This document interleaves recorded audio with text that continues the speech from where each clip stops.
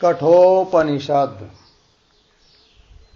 कठोपनिषद ग्रंथ में द्वितीय अध्याय, और इस द्वितीय अध्याय में तृतीय वल्ली और तृतीय वल्ली का आज 12वां मंत्र है। इस 12वें मंत्र की अवतरणिका, उसका विचार हम लोगों ने किया था। तो अवतरणिका में बताया, पूर्व पक्षी कहता है कि बुद्ध्यादि की जो चेष्टा है अर्थात व्यापार है, उसका विषय ब्रह्म यदि रहता तो इदम तत्, यही वह है, इस प्रकार से ब्रह्म का ज्ञान हो पाता। किंतु इस प्रकार से ब्रह्म का ज्ञान नहीं हो रहा है, अर्थात बुद्ध्यादि के व्यापार का विषय ब्रह्म नहीं है। और जब बुद्ध्यादि का उपरम हो जाता है, अर्थात निवृत्त हो जाती है अपना व्यापार करने से सुषुप्ति आदि अवस्थाओं में, तब ग्रहण करने वाला कोई है नहीं है। क्योंकि किसी भी वस्तु का ग्रहण अर्थात ज्ञान कराने का साधन बुद्धि, मन इत्यादि है, और वो तो रहे नहीं, निवृत्त हुए, लीन हो गए। तो ग्रहण करने वाले का अभाव होने से तो उस समय तो अनुपलभ्यमानम ब्रह्म नास्ति एव, तो ब्रह्म की उपलब्धि हो ही नहीं रही है, अर्थात ब्रह्म नाम की कोई वस्तु ही नहीं है, ये कहते हैं। और एक बात कही उन्होंने कि जो चीज, जो वस्तु करण का अर्थात इंद्रियादिकों का विषय बनती है लोक में, उसी को है करके बोला जाता है। अस्ति, उसका अस्ति, ऐसा व्यवहार उस वस्तु में होता है कि जो वस्तु करण के लिए विषय बनती है, इंद्रियों का विषय बनती है। और उसके विपरीत जो वस्तु इंद्रियों का विषय नहीं बनती है, उसको लोग है ऐसा नहीं कहते, अपितु असत कहते हैं। और यदि ब्रह्म इंद्रियादियों का विषय नहीं है, तो उसके बारे में अस्ति मतलब है ऐसा व्यवहार हो ही नहीं सकता, अर्थात ब्रह्म नाम की कोई चीज नहीं है, अर्थात ब्रह्म असत है, ये उन्होंने कहा।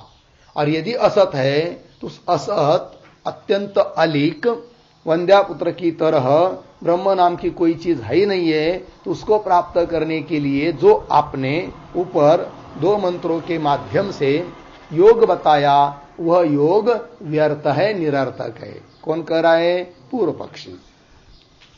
और एक बात उन्होंने कही कि वाह अनुपलभ्यमानत्वात् ब्रह्म नास्तीति उपलब्धव्यम, उपलब्ध न होने के कारण ब्रह्म नास्ति, है नहीं है, असत है, ऐसा ही निश्चय कर लेना चाहिए। ये बात हो गई। तब कह रहे आचार्य भगवान कि इदम,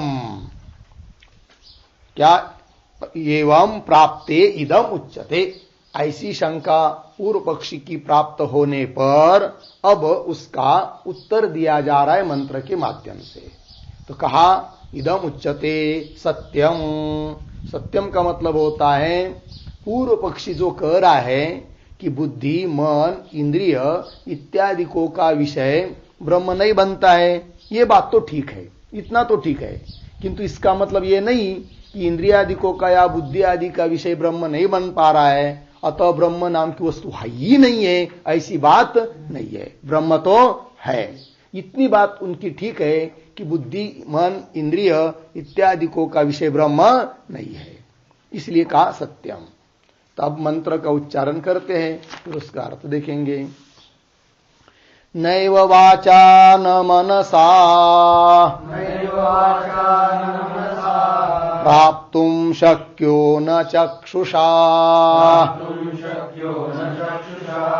अस्तीति ब्रुवतोऽन्यत्र कथं तदुपलभ्यते।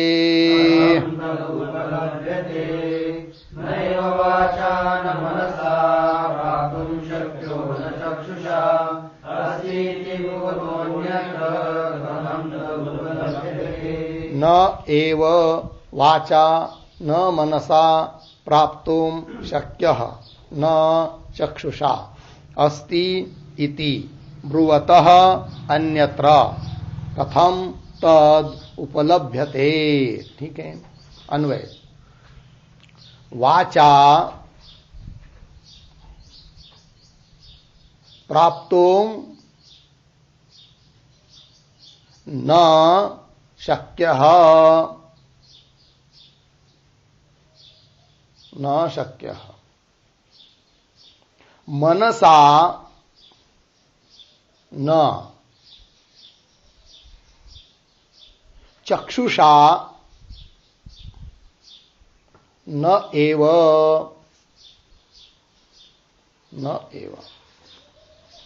नीचे अस्ति इति ब्रुवतः अन्यत्र, अस्ति इति ब्रुवतः अन्यत्र तद कथम उपलभ्यते। ठीक है, चलो भाई अर्थ देखेंगे।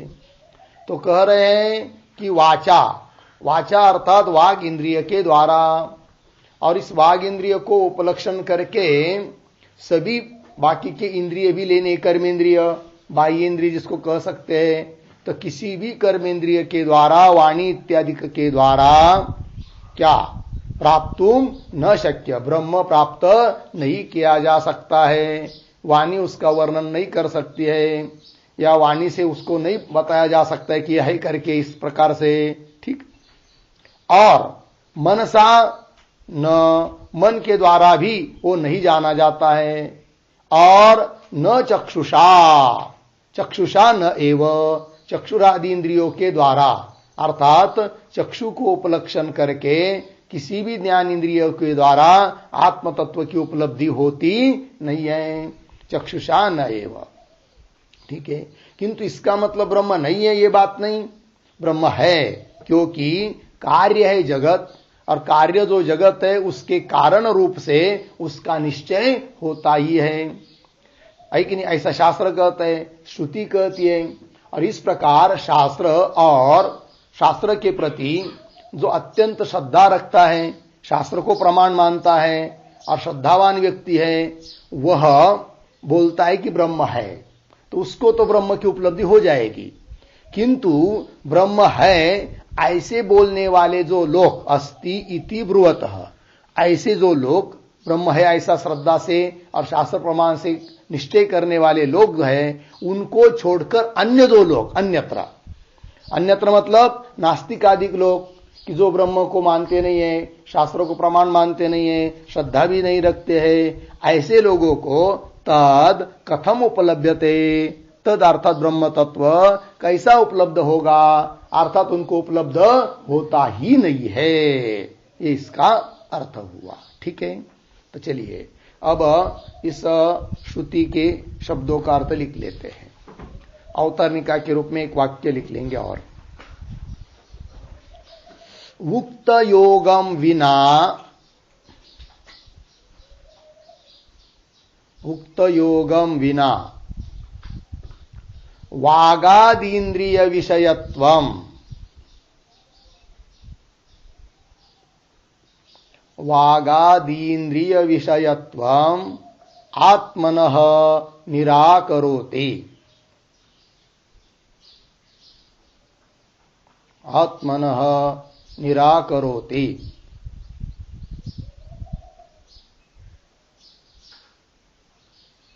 नैव वाचा इति।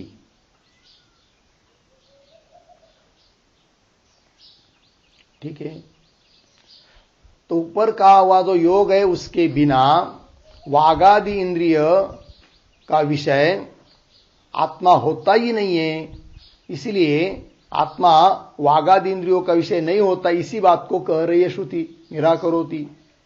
तो चलिए अब प्रतीक वाचा,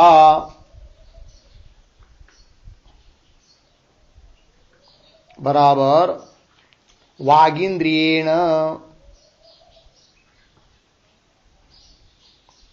वागिंद्रियेण, कौंस में लिखिए बाह्येन्द्रियैः, बाह्येन्द्रियैः, कौंस बान,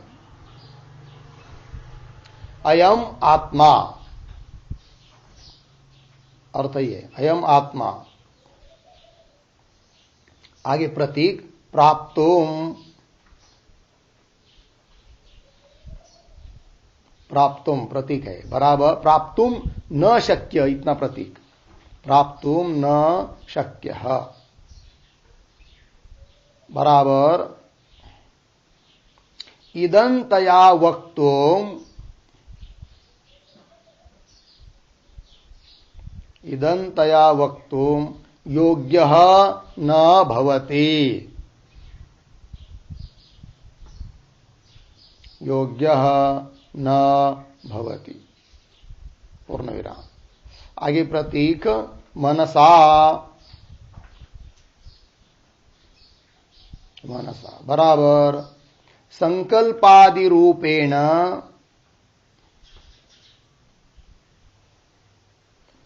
संकल्पादि रूपेण असंस्कृतेन अंतःकरणेन,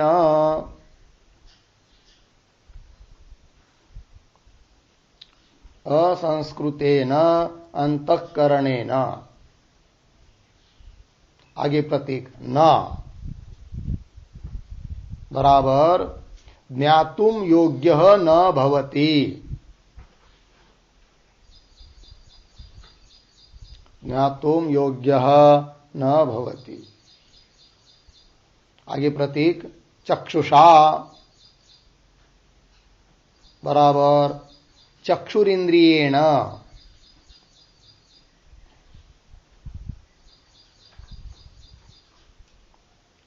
चक्षुरिंद्रियेण कौंस में लिखिए ज्ञानेन्द्रियैः पंचभिः अपि,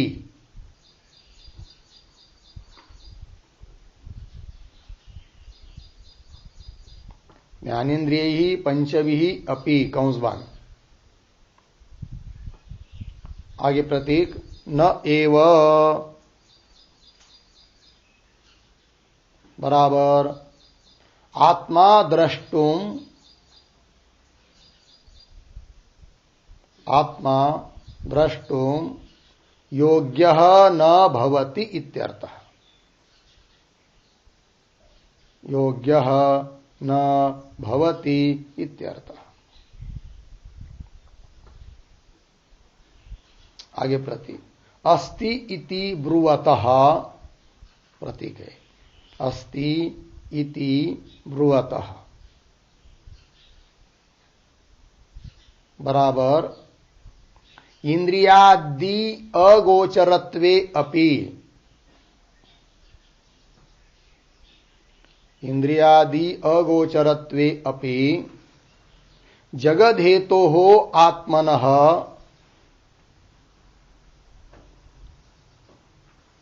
जगद्धेतोः आत्मनः अस्तित्वम्, अस्तित्वम् आगमादिना, आगमादिना श्रद्धया च,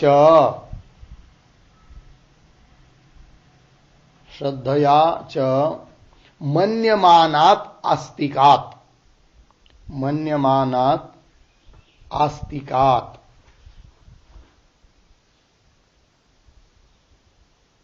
आगे प्रतीक अन्यत्र बराबर भिन्नैः जनैः, भिन्नैः जनैः। आगे प्रतीक तत् बराबर आत्मतत्वम, आत्मतत्वम। आगे प्रतीक कथम बराबर केन प्रकारेण,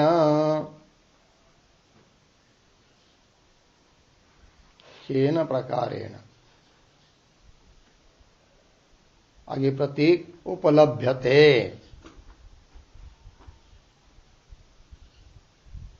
उपलभ्यते बराबर ज्ञायते, ज्ञायते अर्धविराम। न केन अपि, न केन अपि ज्ञायते इत्यर्थः, न केन अपि ज्ञायते इत्यर्थः। ठीक है, देखो भाई अर्थ, वाचा अर्थात वागेंद्रिय के द्वारा, तृतीया अर्थात किसी भी बाह्य इंद्रिय के द्वारा यह आत्मा प्राप्तुम न शक्य, मतलब इदंतया, जैसे हम लोग घट आदि के बारे में इदंतया जान सकते यह घट है, उस प्रकार इदंतया वक्तुम योग्य न भवति, कहा नहीं जा सकता है आत्मा के बारे में। और मनसा फिर तो कह रहे मनसा मतलब संकल्पादि रूपेण, संकल्पादि स्वरूप जो मन है वो यदि असंस्कृत है, संस्कारित मन नहीं है, वेदांत के संस्कार नहीं लगे हुए, तो असंस्कृतेन अंतकरणेन न ज्ञातुम योग्य न भवति, नहीं जाना जा सकता है वो आत्म तत्व। और चक्षुषा तो कह रहे हैं चक्षुरिंद्रियेण, तो चक्षु को उपलक्षण करके ज्ञानेन्द्रिय पंचभी अपि, पांचों भी ज्ञानेन्द्रियों के द्वारा न एव, मतलब आत्मा द्रष्टुम योग्य न भवति, आत्मा जानने के लिए, उसका ज्ञान होने के लिए योग्य नहीं है।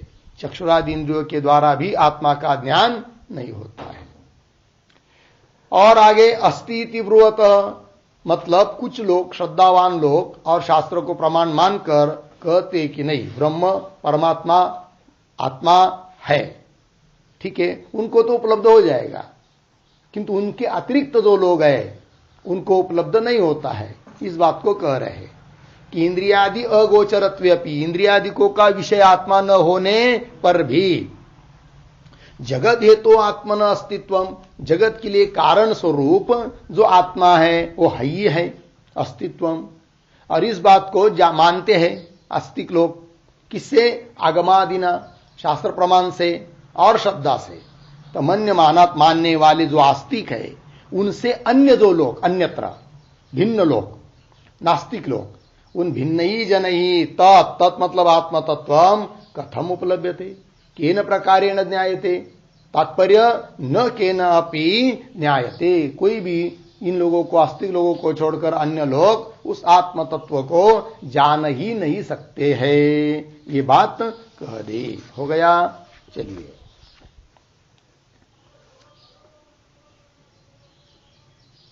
अब इस मंत्र के भाष्य को देखिए। न एव वाचा न मनसा, मिला? मनसा के बाद आगे क्या है? न शब्द है ना? हाँ, थे पुराने पुस्तक में, हमारे यहाँ न नहीं छपाए, तो नहीं हो तो लिखना चाहिए, और आपके नए प्रवृत्ति तो छपाए उसमें। तो न एव वाचा न मनसा न चक्षुषा, ये सब प्रतीक है। न अन्यैहि अपि इंद्रियैहि प्राप्तुम शक्यते इत्यर्थः। हो गया, तो थोड़ा अन्वय करेंगे। वाचा न, मनसा न, चक्षुषा न एव, आगे अन्यैहि अपि इंद्रियैहि प्राप्तुम न शक्यते इत्यर्थः। ठीक है, तो वाणी, मन, चक्षु इतना ही नहीं, तो जिन इंद्रियों का उल्लेख नहीं किया, ऐसे जो अन्य इंद्रिय है उनके द्वारा भी आत्मा प्राप्त नहीं किया जा सकता है। ठीक, क्योंकि उन इंद्रियों के द्वारा उन चीजों का ग्रहण होता है जिसमें रूपाधिक गुण है, तो रूपाधिक गुण वाले और रूपाधिक इनका ही ग्रहण होता है चक्षुरादि इंद्रियों के द्वारा। आत्मा में तो न कोई रूप रसादिक गुण है, इसलिए आत्मा का ग्रहण इंद्रियादि के द्वारा नहीं होता है। बहुत बार हो चुका है बात। फिर आगे तथापि, तथापि मतलब भले इंद्रिय के द्वारा उस आत्मा का ग्रहण नहीं हो रहा है, तो भी तथापि सर्व विशेष रहित अपि, सभी विशेषों से रहित होने पर भी, रहित अपि कह आत्मा, कैसा है आत्मा? सभी विशेषों से रहित है। तो सर्व, उसमें कुछ कोई विशेषता नहीं, मतलब रूप रस गंध, कोई गुण जाति, कोई धर्म कुछ नहीं, आकार प्रकार कुछ नहीं है। तथापि सर्व विशेष रहित अपि जगत मूलम इति अवगतत्वात् अस्ति एव। ठीक है, जगत मूलम, मूलम शब्द का अर्थ होता है कारणम, जगत का कारण रूप से, कारण है आत्मा। इति अवगतत्वात्, अवगतत्वात् ज्ञातत्वात्, उसका ज्ञान होता है कि इस जगत का कारण कोई तो है, जो इस जगत का कारण है वही आत्मा है, इस रूप से जाना जाता है। तो जगत मूलमिति अवगतत्वात् अस्ति एव, अस्ति मतलब आत्मा ही है, ये निश्चय होता है। क्यों? तो दे रहे हेतु, कार्य प्रविलापनस्य अस्तित्व निष्ठत्वात्, पूर्ण विराम।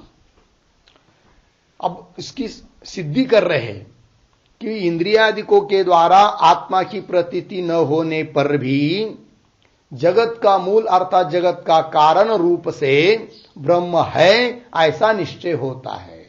तो बोलेंगे कैसा निश्चय करोगे? तो कह रहे हैं कार्य प्रविलापनस्य, प्रविलाप अर्थात विलय अर्थात विनाश। तो कार्य प्रविलापनस्य अस्तित्व निष्ठत्वात्, कार्य का विलय कहां होता है? तो किसी सत्वस्तु में ही होता है, सन्निष्ठ ही होता है। अतः इससे जाना जाता है कि इस जगत का मूल अर्थात कारण कोई ब्रह्म है। क्योंकि एक नियम होता है कि जिस कार्य का लय, किसी भी कार्य का लय जिसमें होता है वही उस कार्य का उपादान कारण होता है। जैसे कार्य हुआ घट, उसका लय मिट्टी में होता है, अतः मिट्टी उस घट का उपादान कारण है। उसी प्रकार इस समस्त जगत रूप कार्य का विलय जहां होता है वो सत्वस्तु है और वही उसका उपादान कारण है, अर्थात जगत के कारण रूप से ब्रह्म तत्व को जाना जाता है। अब प्रश्न होता है कि कार्य का विलय सत में ही होता है, ये कहा जा रहा है। और नास्तिक लोग बोलते कि नहीं, कार्य का जब लय होता है, नाश होता है, तब अभाव हो जाता है, तो शून्य ही बचता है, तो शून्य में लय हो जाता है, ऐसा वो कहते हैं। किंतु ऐसा देखा नहीं जाता है। जैसे कार्य लिया घट, घट का लय हुआ तो घट का आकार का लय हुआ, आकार का नाश हुआ। अस्तित्व बुद्धि जो है उसका नाश नहीं होता है, वो अस्तित्व बुद्धि कपाल में स्थित हो जाती है। वो कपाल का नाश होता है तो वह अस्तित्व बुद्धि कपालिका में स्थित हो जाती है। ऐसा करते करते करते जितने भी मूर्त पदार्थ है उनका नाश तो होना अवश्यंभावी है, और सभी मूर्त पदार्थ का नाश होने पर जो बचता है, सबका निषेध करने वाला, वह है आत्मा। ये बात है। ठीक है, तो कार्य प्रविलापनस्य अस्तित्व निष्ठत्वात् हेतु दिया। इस पर एक टिप्पणी लिख लेंगे।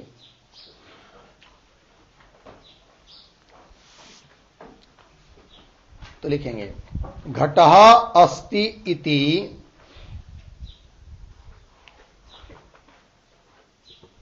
घटः अस्ति इति प्रतिपन्नस्य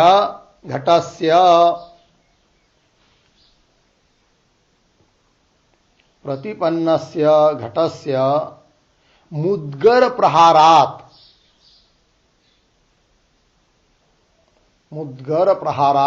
विलापने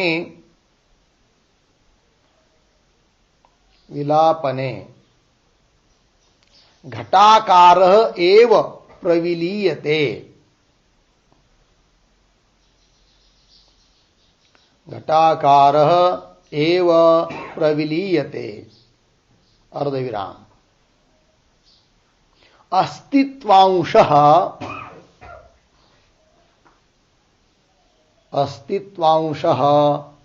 न प्रविलीयते। न प्रविलीयते अर्धविराम। तस्य कपालादौ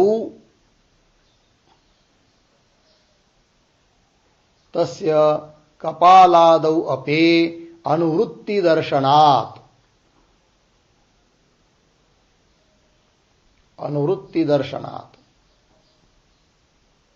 अतः कार्य प्रविलापस्य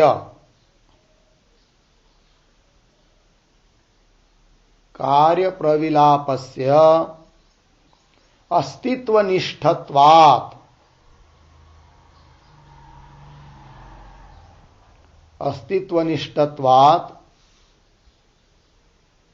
न शून्यता पर्यवसायी लयः, शून्यता पर्यवसायी लयः इत्यर्थः। न शून्यता पर्यवसायी लयः इत्यर्थ। ठीक अर्थ देखिए। तो सिद्धि कर रहे ब्रह्म की, तो व्यवहार का उदाहरण देकर नियम बताया। दो क्या नियम बताया? कार्य का लय होने पर भी क्या कि जो अस्तित्व अंश है उसका लय नहीं होता है, किसी सत में ही कार्य का लय होता है, उसको कर रहे उदाहरण देकर। जैसे बुद्धि हो रही है घट अस्ति इति प्रतिपन्नस्य घटस्य, ऐसा जो ज्ञात घट है, जाना गया घट है, तो समझ लीजिए किसी ने उस घट के ऊपर मुद्गर का प्रहार कर दिया, तो मुद्गर प्रहारात विलापने घटना का नाश हो गया, विलाप हुआ, विलय हुआ, नाश हुआ। तो भी विलापने घटाकार एव प्रविलीयते, केवल घट के आकार का नाश हुआ है, किंतु उसमें जो अस्तित्वांश था, सत है, सत्तांश, उसका नाश नहीं होता है। फिर वो सत्तांश कहां चला गया? तो कह रहे अस्तित्वांश न प्रविलीयते, उसका नाश नहीं होता है। फिर वो कहा जाता है तस्य कपालादौ अपि अनुवृत्ति दर्शनात्। तस्य मतलब वो जो अस्तित्वांश है उसका, उसकी अनुवृत्ति कहां होती है? कपाल में।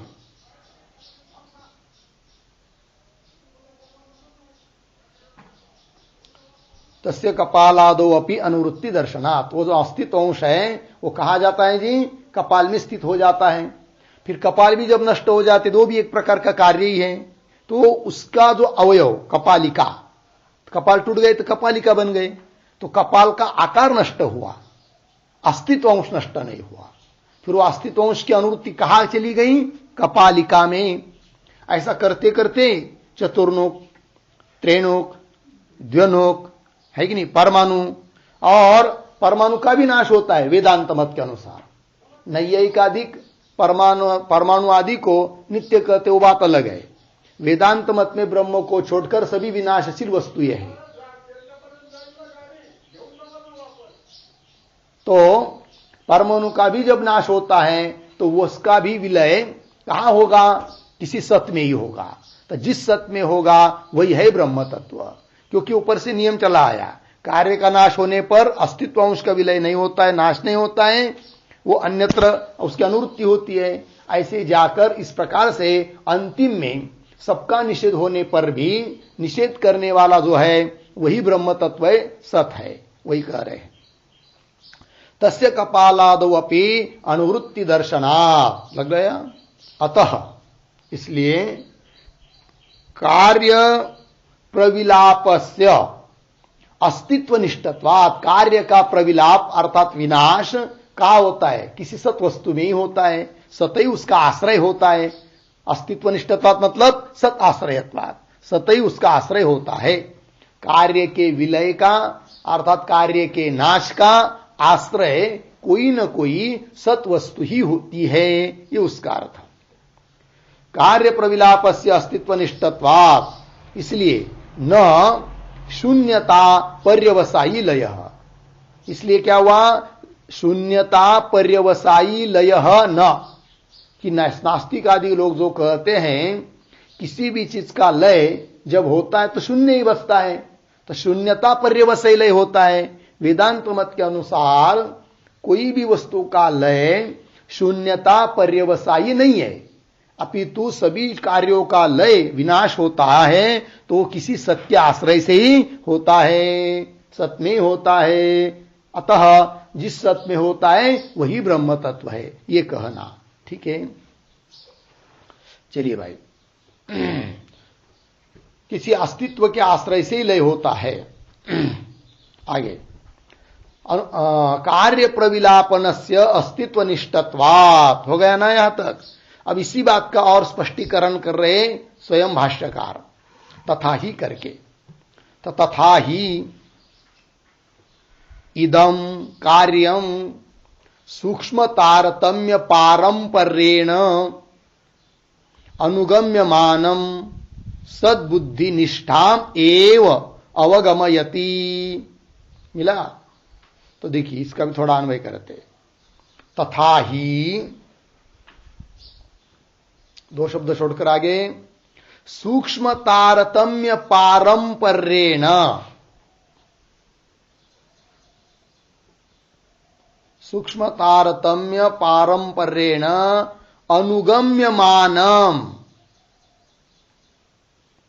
इदम कार्यम,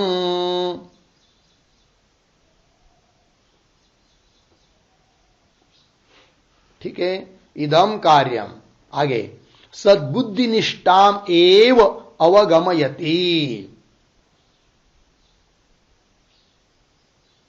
अर्थ को देखिए, तथा ही, तो सूक्ष्म तारतम्य पारंपर्येण, सूक्ष्मता का जो तारतम्य है उसकी परंपरा के अनुसार, जैसे घट नष्ट होता है तो घट स्थूल है, उससे सूक्ष्म है उसका कारण कपाल, उससे सूक्ष्म है उसका कारण कपालिका, इस प्रकार करके सूक्ष्मता का तारतम्य।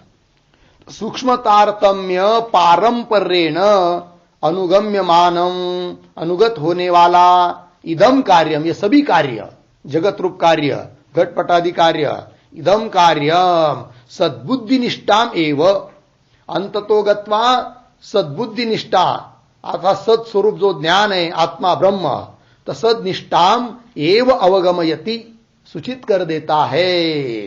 ठीक है ना? कार्य का लय होता होता होता जाएगा, सूक्ष्म में चला जाएगा, तो अंतिम में किसका बोध होगा? सद्बुद्धि निष्ठाम, सत का ही बोध कराता है, ये बात कह दी। इस पर भी एक वाक्य लिखेंगे, सद्बुद्धि निष्ठाम एव अवगमयति। इस पर स्थूलस्य कार्यस्य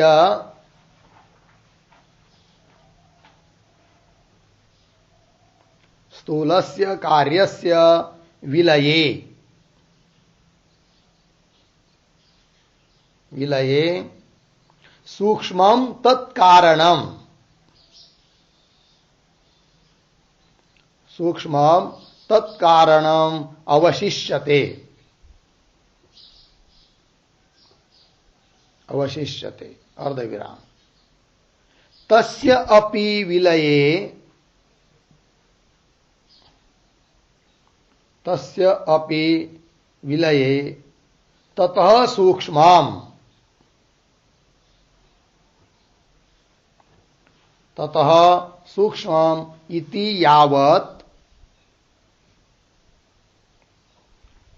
यावत् दर्शनम व्याप्तिम उपलभ्य, इति यावत् दर्शनम हो गया ना यहां तक, व्याप्तिम उपलभ्य यत्र न दृश्यते, यत्र न दृश्यते तत्रापि, तत्रापि मूर्त विलयस्य, मूर्त विलयस्य अवश्यं भावित्वात्, अवश्यं भावित्वात् सन्मात्रम एव,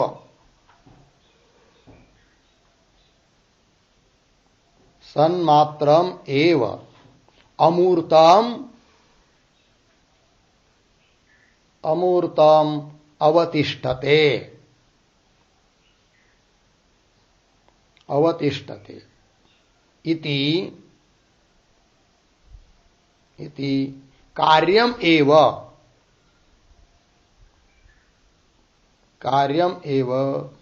सूक्ष्म तारतम्य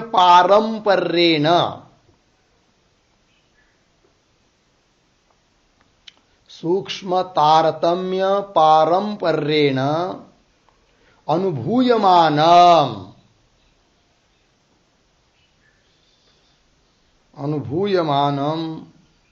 सद्बुद्धिनिष्ठाम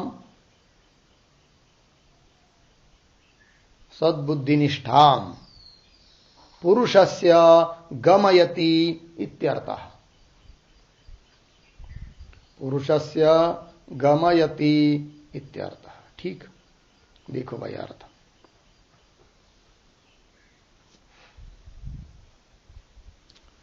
तो स्थूलस्य कार्य से, स्थूल कार्य जैसे घटादि कार्य, तो उसका विलय होने पर सूक्ष्मम तत्कारणम अवशिष्यते, सूक्ष्म जो उसका कारण होता है उस रूप से वो कार्य हो जाता है, क्योंकि कार्य की अपेक्षा कारण सूक्ष्म होता है, ये नियम है।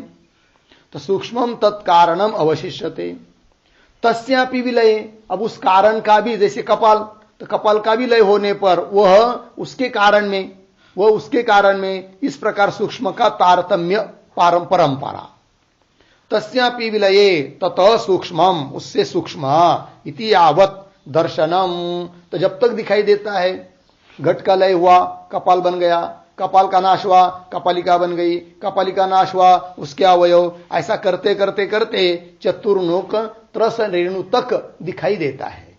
अब त्रस रेणु के जो अवयव है द्व्यनुक, वो दिखाई नहीं देते हैं, किंतु वो भी मूर्त है, उसका भी लय हो जाता है, नाश हो जाता है, तो क्या बन जाएंगे? परमाणु रूप बन जाएंगे। वो भी मूर्त है, क्योंकि क्रियावत्वम मूर्तत्वम, तो मूर्त है।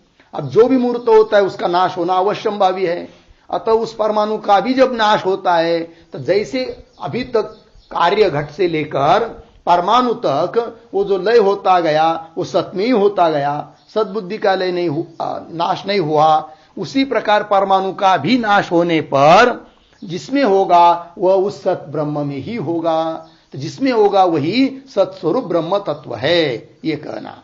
तो देखिए, ततः सूक्ष्म इति यावत दर्शनम व्याप्तिम उपलब्ध, जब तक दिखाई दे रहा है तब तक उसकी व्याप्ति को उपलब्ध करके, व्याप्ति के अनुसार, यत्र न दृश्यते, अब जहां आगे दोनों परमाणु आदि नहीं दिखाई दे रहे हैं, न दृश्यते तत्रापि, किंतु वहां पर भी इसी नियम के अनुसार मूर्त विलय से अवश्यंभावित्वात्, जो भी मूर्त होता है उसका विलय, उसका नाश अवश्य होता ही है।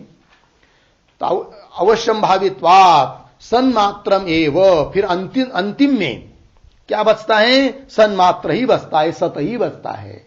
और नास्तिक लोग कहते अभाव बचता है, शून्य बचता है, किंतु शून्य बचता नहीं, क्योंकि व्याप्ति को लेकर सिद्ध हो जाता है कि जो अंतिम में बचेगा वह सत ही है करके। तो वही सन्मात्रम एव अमूर्तम, और वह अमूर्त है, उसमें किसी प्रकार की क्रिया आदि नहीं है, ब्रह्म तत्व अमूर्त है। अमूर्तम अमूर्तम अवतिष्ठते, शेष बचता है।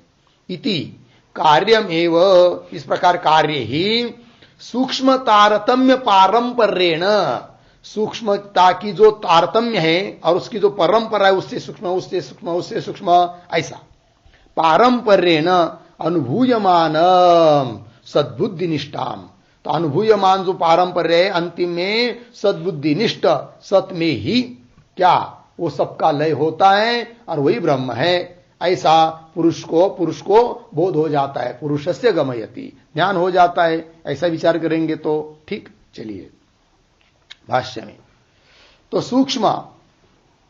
सूक्ष्म तारतम्य पारंपर्येण अनुगम्यमानम, अनुगत होने वाला है कि नहीं, इदम कार्यम, यह सब कार्य सद्बुद्धि निष्ठाम एव अवगमयति, सद्बुद्धि को ही अवशेष करता है। ठीक है जी। चलिए और आगे कह रहे कि यदापि विषय प्रविलापनेन प्रविलाप्यमाना बुद्धि तदापि सा सत्प्रत्यय गर्भा एव विलीयते।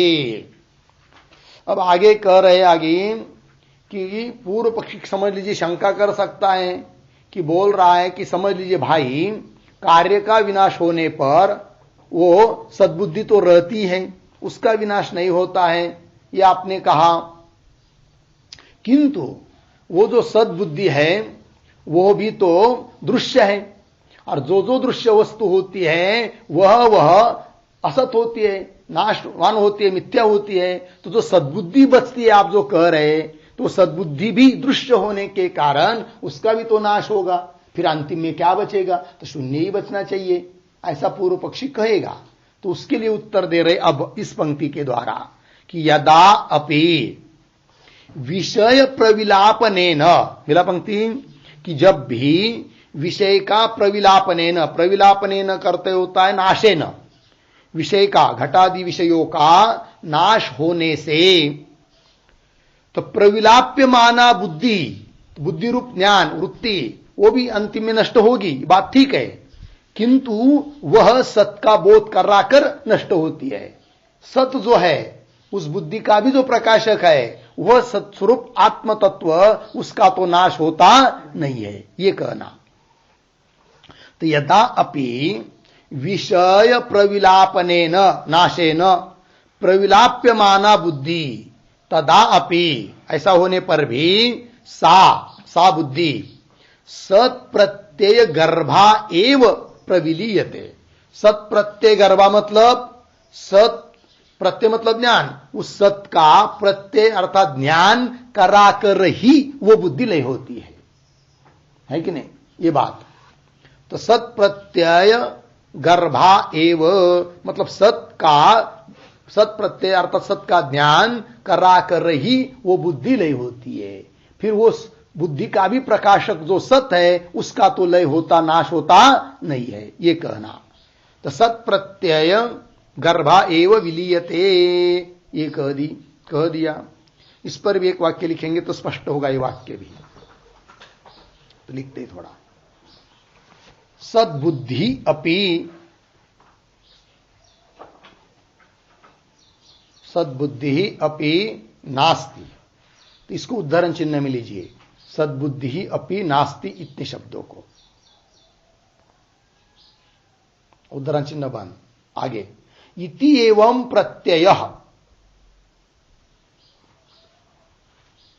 इति एवं प्रत्ययः कौंस में लिखिए ज्ञानम, कौंस बन,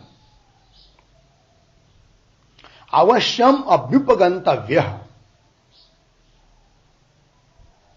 अवश्यम अभ्युपगंतव्य बराबर स्वीकर्तव्य, स्वीकर्तव्य, ठीक है। आगे अन्यथा, अन्यथा निषेध व्यवहार अयोगात, निषेध व्यवहारायोगात पूर्ण विराम, अंततो गत्वा, अंततो गत्वा सद्बुद्धि ही, सद्बुद्धि ही स्वीकृता स्यात् इत्यर्थः।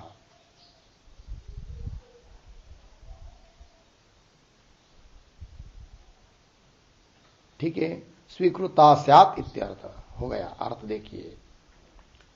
तो जैसे घट है, ये सद्बुद्धि हुई तो फिर घट का नाश हुआ, तो ऐसा अंतिम जाकर करते करते कि सद्बुद्धि ही अपि नास्ति इति एवं प्रत्यय, ऐसा प्रत्यय तो अंतिम में मानना ही पड़ता है कि सद्बुद्धि, बुद्धि का भी नाश हो गया, किंतु ये जो निषेध है उस निषेध कराने वाला भी तो कोई है, उसका प्रकाशक, तो उसको तो मानना ही पड़ता है, और जो निषेध कर रहा है वही सत तत्व है, ये कहना। सद्बुद्धि अपि नास्ति इति एवं प्रत्यय, मतलब ज्ञान अवश्यम अभ्युपगंतव्य, स्वीकर्तव्य। अन्यथा यदि ऐसा स्वीकार नहीं करेंगे तो निषेध व्यवहार अयोगात, निषेध का व्यवहार नहीं हो सकता है। निषेध कौन करेगा? निषेध करने वाला तो बचता ही है अंतिम में। अंततो गत्वा, कुल मिलाकर अंतिम सिद्ध क्या हुआ? तो सद्बुद्धि स्वीकृता, सद्बुद्धि अर्थात सत्तत्व, उसका स्वीकार करना ही पड़ता है, ये कह दिया।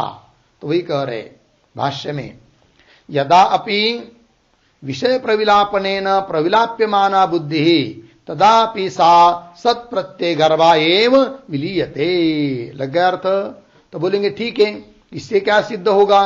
तो कह रहे बुद्धि ही न प्रमाणम सदसतो हो याथात्म्यावगमे। इस वाक्य का थोड़ा अन्वय, सत असतो हो याथात्म्यावगमे, सदसतो हो याथात्म्यावगमे नह बुद्धि ही प्रमाणम, बुद्धि ही प्रमाणम। ठीक, अर्थ देखिए, सत असतो हो याथात्म्य अवगमे, सत क्या है, असत क्या है, उनका यथार्थ स्वरूप का अवगम ज्ञान होने में नह शब्द का अर्थ है अस्माकम, नह का अर्थ क्या है? अस्माकम, हम लोगों को बुद्धि ही प्रमाणम, अर्थात बुद्धि ही ज्ञान का साधन है। बुद्धि के बिना सत क्या है असत क्या है इसका निर्णय हो नहीं सकता है, यह बात है। ठीक है,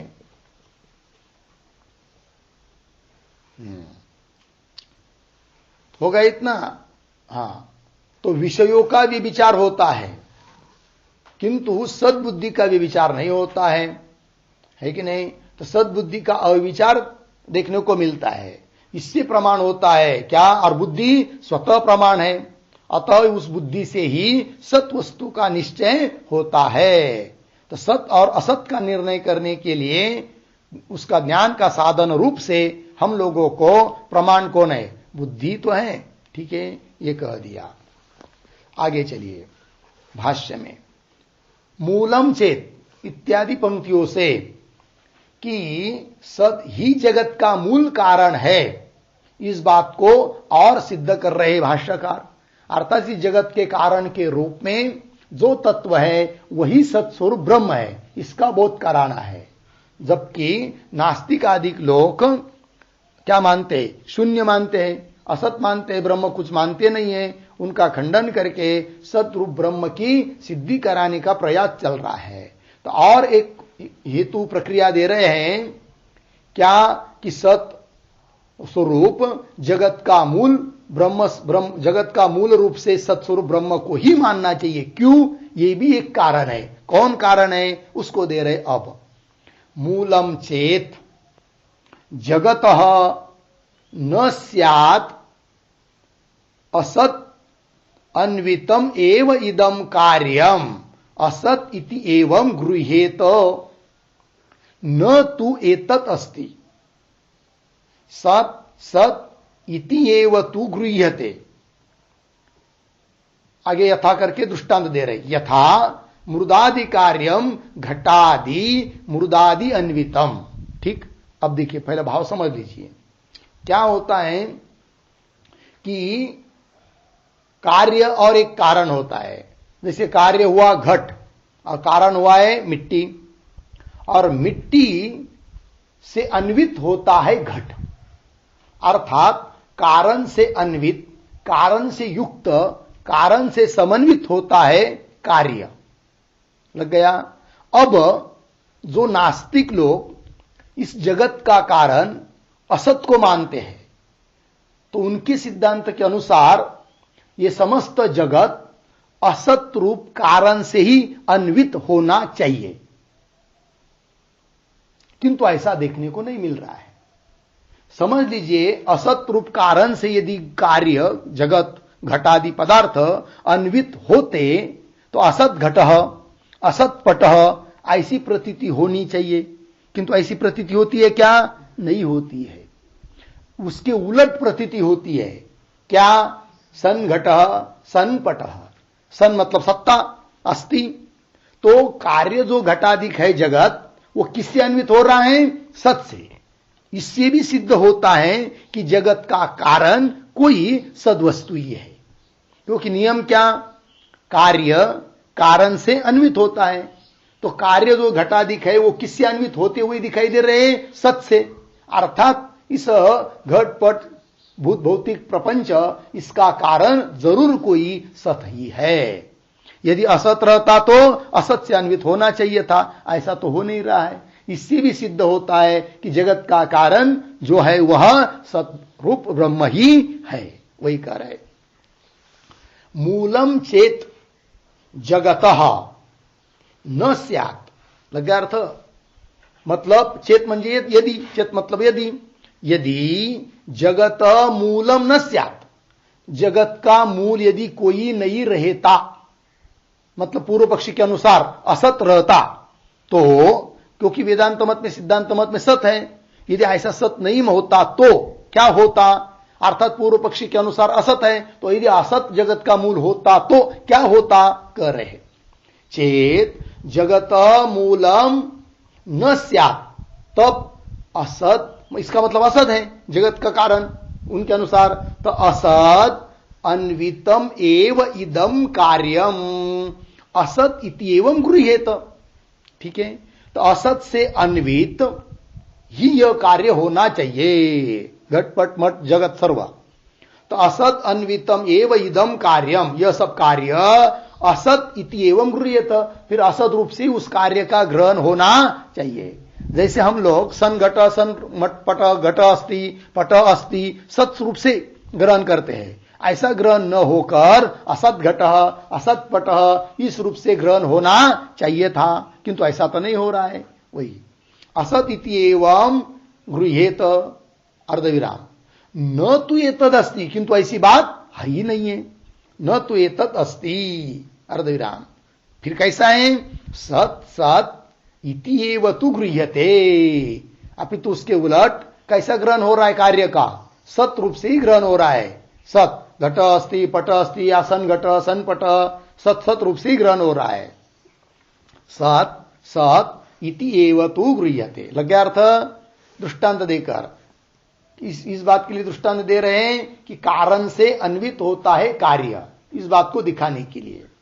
यथा मृदादि कार्यम, मृदादि कार्य मतलब मिट्टी आदि का कार्य कौन? घटादि। वह तो मृदादि कार्यम घटादि, मिट्टी इत्यादिकों का कार्य जो घटादि, वे सब घटादि मृदादि अन्वितम, मृत मिट्टी से अन्वित है, मिट्टी को छोड़कर घटादि कोई रह नहीं सकते हैं, अर्थात मिट्टी से अन्वित है कौन? घट। पट अन्वित है किससे?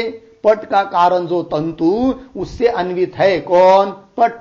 इसका मतलब कारण से अन्वित होता है कौन? कार्य। ये बात, तो कारण यदि सत नहीं रहता तो सत से अन्वित नहीं होता, फिर असत से अन्वित होता यह जगत, किंतु ऐसा तो नहीं हो रहा है, अपितु सत से अन्वित दिखाई दे रहा है, सत से अनुगत दिखाई दे रहा है। इसका मतलब इस जगत का कारण सत ही है, यह बात सिद्ध होती है।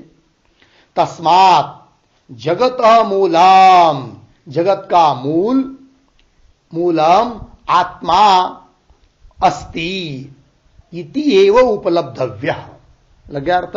तस्मात् मतलब अभी जो प्रक्रिया बताई उसके अनुसार भी जगत मूलम, जगत का मूल कौन है? आत्मा अस्ति, आत्मा ही है, इति एव उपलब्धव्य, उपलब्धव्य ज्ञातव्य निश्चितव्य, ऐसा ही निश्चय करना चाहिए। उपलब्धव्य पूर्ण विराम हो गया। आगे कस्मात्, क्यों भाई? कि जगत का मूल कारण आत्मा ही है, ऐसा निश्चय करना चाहिए। क्यों नहीं निश्चय करेगा तो क्या होगा? तो उसका कर उत्तर दे रहे, यदि नहीं करेंगे निश्चय तो उस व्यक्ति को आत्मा का बोध हो ही नहीं सकता है, ये कहना। कस्मात्, तब उत्तरार्ध की व्याख्या करने जा रहे। अस्ति इति ब्रुवतः, प्रतीक है अस्ति इति ब्रुवतः, उसका अर्थ कर रहे हैं अस्तित्ववादिनः आगमार्थानुसारिणः श्रद्धानात्, ये तृतीय पाद की व्याख्या हुई। अस्ति इति ब्रुवतः, यहां तक की मतलब क्या अर्थ हुआ उसका? अस्तित्ववादिन, मतलब इस जगत का कारण कोई सत ही है ऐसा कहने वाले उसको कहेंगे अस्तित्ववादिन।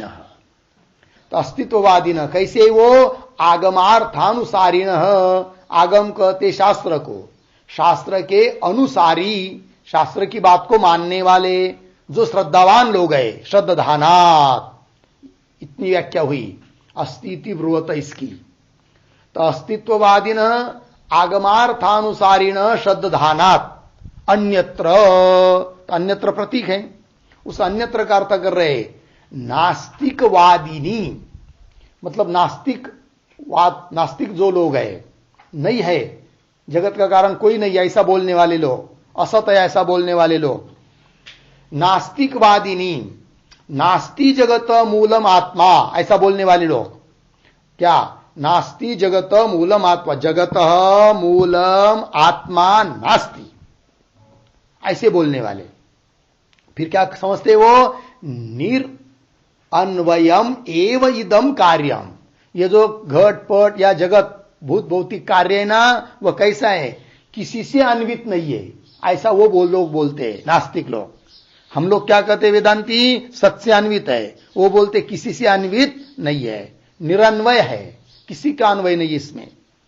निरअन्वयाम एव इदम कार्यम, फिर कैसा है? अभावांतम प्रविलीयन्ते, उसका जब लय होता है, नाश होता है, तो अभाव ही बचता है, शून्य ही बचता है, ऐसा वो लोग बोलते हैं। और ऐसा समझने वाले जो लोग हैं उनको किसी भी तरह से आत्म तत्व का बोध हो नहीं सकता है, ये कह रहे हैं अंतिम में, कथम तद उपलभ्यते, ये बात पंक्ति देखिए भाष्य में। तो निरअन्वयाम एव इदम कार्यम अभावांतम प्रविलीयते, अभाव तक उसका लय हो जाता है। इति मन्य माने, ऐसा मानने वाले लोग अन्यत्र है कि ऐसा बोलने वाले विपरीत दर्शनी, कैसे? वो विपरीत दर्शन वाले लोग हैं, उल्टा देख रहे हैं, सच बात को समझ नहीं रहे हैं। तो विपरीत दर्शनी लोके, ऐसे लोगों में कथम तद ब्रह्म है कि नहीं? कथम, तो कथम तद ये प्रतीक है, उसमें तत् का अर्थ कर रहे ब्रह्म, तत् का अर्थ क्या हुआ? ब्रह्म। कथम तत्, तद मतलब ब्रह्म तत्वतः उपलभ्यते, बता रहे न कथंचन उपलभ्यते इत्यर्थ, किसी भी प्रकार से उनको ब्रह्म तत्व की उपलब्धि, प्रतीति, साक्षात्कार हो ही नहीं सकता है, ये श्रुति माता ने बता दिया। अन्यत्र तत् कथम उपलभ्यते, लग गया अर्थ? ये हुआ भाई इस 12वें मंत्र का भाष्य। अब आगे का विचार हम लोग कल करेंगे। ओम पूर्णमदः पूर्णमिदं पूर्णात् पूर्णमुदच्यते पूर्णस्य पूर्णमादाय पूर्णमेवावशिष्यते। ओम शांति शांति शांति।